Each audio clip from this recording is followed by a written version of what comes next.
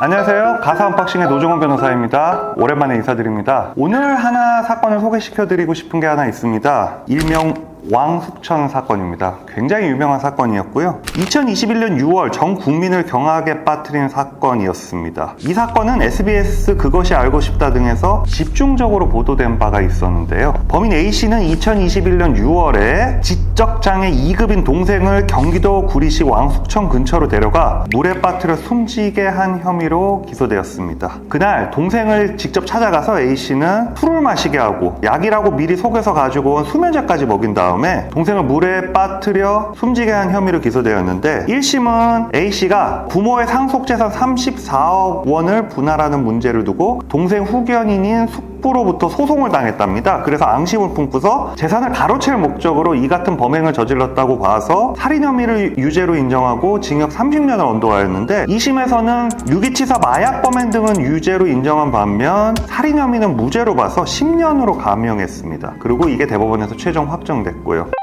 엄청난 범죄, 이 왕숙천 범죄는 전 국민을 경악에 빠뜨렸습니다. 어떻게 형제지간에 이런 상속 범죄가 일어날 수 있냐? 어떻게 형제지간에 이런 흉악한 범죄를, 그리고 돈보다 중요한 건 사람인데 어떻게 돈 때문에 형제를 죽일 수 있지? 사람을 죽이는 정도 수준의 이런 엄청난 흉악 범죄는 굉장히 드문 일이긴 하지만 상속과 관련해서 상속인들 간의 범죄는 굉장히 빈번하게 일어나는 범죄 유형 중에 하나입니다. 역사적으로도 유산을 둘러싼 분쟁들은 성서시대부터 카인과 아벨의 이야기부터 조선시대 때 왕자의 난까지 굉장히 자주 빈번하게 등장해왔고 많은 소설과 영화 그리고 드라마의 소재로 지금도 사용되고 있죠. 현대에 있어서도 유산의 상속과 관련된 분쟁과 범죄는 계속되고 있습니다. 다만 옛날처럼 왕자의 난, 카인과 아벨의 이야기 같이 사람을 죽이는 형태까지는 아닙니다. 하지만 굉장히 현대화된 스타일로 많이 변형돼서 계속되고 있습니다. 왜냐하면 상속 범죄의 본질은 유산을 둘러싼 범죄이고 결국 유산은 재산 그 자체이기 때문입니다. 현대는 또 스마트폰, 공인인증서, 인터넷 뱅킹 또 여러 가지 문명의 이기들이 있지 않습니까? 그거를 통한 범죄들이 상당히 많이 발생합니다. 유산을 얼마나 많이 가져가냐의 문제이기 때문에 그거에 맞춰서 많은 분쟁들이 일어나고 있습니다. 분쟁의 유형들 중에 가장 빈번하게 발생되는 상속 범죄는 현대에 있어서 다음과 같습니다. 일단 부모님이 연로하시고 좀 정신이 지금 온전치 않으신 상황인 거를 형제 중에 가장 빨리 인지한 사람이, 꼭 그러는 건 아니지만 그 중에서도 가장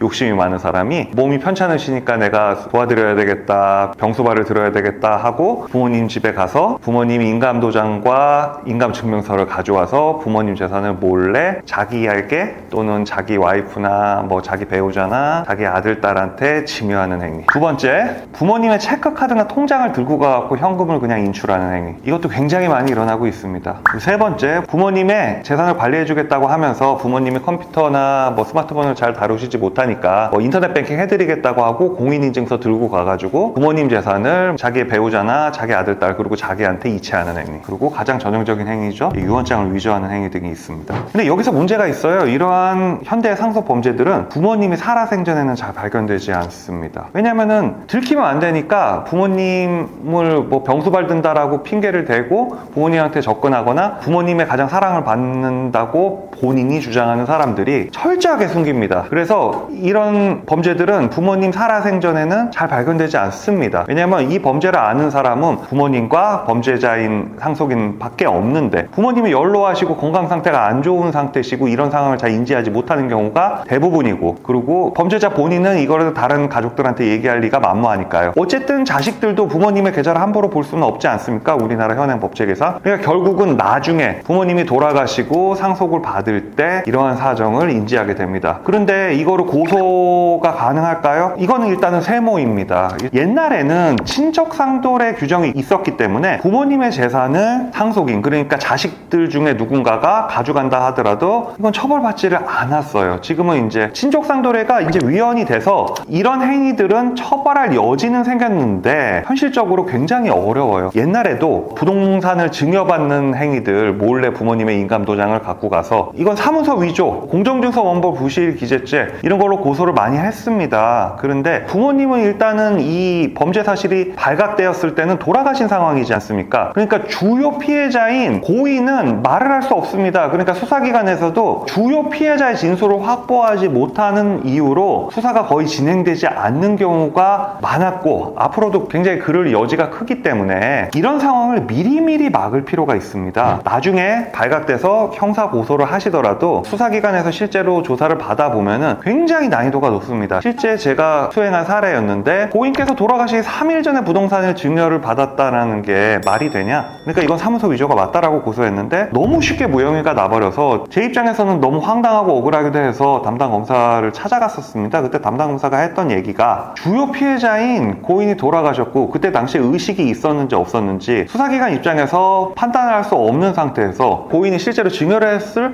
가능성도 있지 않겠냐. 부동산을 증여받은 사람은 고인이 돌아가시기 전에 진정한 자식은 너밖에 없다 이러면서 부동산을 증여했다라고 보통 얘기를 합니다. 근데 고인께서 돌아가셨으니까 진짜로 해드렸는지 안 했는지 알 수가 없어요. 실제로 나중에 발견돼서 고소를 해서 수사를 하시더라도 본인들께서 만족할 만한 결과가 나오는 게 굉장히 난이도가 높은 문제입니다. 그러면 이런 범죄들을 어떻게 막는 게 중요한가? 우선적으로 부모님이 건강하실 때는 유언대용 신탁이라는 제도를 많이 활용할 필요가 있습니다. 부모님이 건강하실 때 이렇게 계약을 해두면 형제 자매들이 나중에 고인의 사후에 유언대용 신탁에 따라서 상속재산이 분배되기 때문에 이런 문제가 발생하지 않습니다. 두 번째로 부모님이 치매 등의 이유로 건강 상태가 좀 악화된다는 걸 느껴질 경우 적극적으로 법원의 성년 후견인 제도를 활용할 필요가 있습니다. 법원의 결정으로 성년 후견인이 선임되면 부모님의 재산을 함부로 할 수 없거든요. 여기서 왜 성년 후견을 꼭 해야 되느냐면은 우리나라 법원의 태도는 의학적으로 치매 중기 정도 이후에 있었던 행위에 대해서만 부모님의 어떤 재산 처분 행위의 효력을 부정하고 있습니다. 그러면 치매 초기에서 중기 단계에 대해서는 굉장히 많이 다퉈지는데 실제로 부모님의 재산 처분 행위는 생전에 유효라고 볼 여지가 있다는 판결이 훨씬 많습니다. 100%까지는 아니지만 훨씬 많습니다. 왜냐하면 치매에서 초기에서 중기 입장에서는 치매 스펙트럼이 워낙 다양하기 때문에 법원 입장에서 이분이 지금 정신 상태가 온전한지 온전하지 않은지를 판단하기 어렵다. 그리고 원칙적으로 성년이 된 사람은 행위 능력이 있기 때문이다라는 이유로 보호받기가 굉장히 어렵습니다. 근데 가족들 보면 어떻습니까? 부모님이 치매 초기에서 중기로 넘어갈 상태면은 눈치를 챈단 말이에요. 그래서 요즘은 법에 해박하신 분들이 좀 많아가지고 중기 넘어가기 전에 빨리 부모님 재산을 빼돌려야 되겠다라고 생각하시는 분들이 꽤 많아졌습니다. 실제로 변호사 상담에 대한 접근성도 많이 좋아졌고요. 그리고 실제로 치매 중기 이후의 상태는 굉장히 부모님이 거동이 사실상 불가능할 정도로 명백한 상황이기 때문에 그 정도까지 됐을 때 재산을 빼돌리는 사람은 요즘은 좀 흔치는 않더라고요. 왜냐면 처벌받을 수 있으니까. 그래서 부모님이 치매 초기 징후가 왔을 때 이런 일들이 많이 일어나거든요. 이걸 막기 위해서 부모님께서 치매 초기 증상이 보인다 그러면 적극적으로 성년 후견을 신청할 필요가 있다라고 생각이 됩니다. 그래서 인류 역사 이래로 계속되어 온 상속 범죄는 현대사회에 있어서 이런 재산범죄의 형태로 이루어지게 되고 비록 친족 상도례가 폐지돼서 부모님의 재산을 빼돌리는 행위에 대해서 처벌받을 여지가 더 커지긴 했지만 현실적으로 부모님이 증여했다라고 상대방은 주장하기 때문에 실제로 수사에 들어가면 난항이 예상되는 경우가 많습니다. 그렇기 때문에 중요한 건 미리미리 예방하는 거죠. 부모님께서 건강하실 때는 유언대용 신탁, 그리고 부모님이 지금 현재 건강 상태가 안 좋아지는 징후로 보이시고 있다. 그러면 적극적으로 성년 후견인 제도를 활용할 필요가 있습니다. 자, 그러면 성년 후견인 제도는 과연 좋은가? 본인이 성년 후견인이 되면 좋겠지만 나랑 사이가 나쁜 다른 형제가 성년 후견인이 되면 나는 효자기 때문에 그럴 리가 없겠지만 저놈은 나쁜 놈이니까 우리 부모님 재산을 다 빼돌리는 거 아닌가라는 걱정이 있으실 수 있겠는데요. 부모님이 건강이 안 좋아지시고 오히려 그런 형제가 있다. 그러면 그 형제에게 성년 후견인을 시키는 것도 상당히 부모님의 재산을 지키는 방법 중에 하나가 될 수가 있습니다. 이 부분은 다음 편을 통해서 성년 후견인 제도의 장점과 실무상 문제점에 대해서 설명드리도록 하겠습니다. 감사합니다.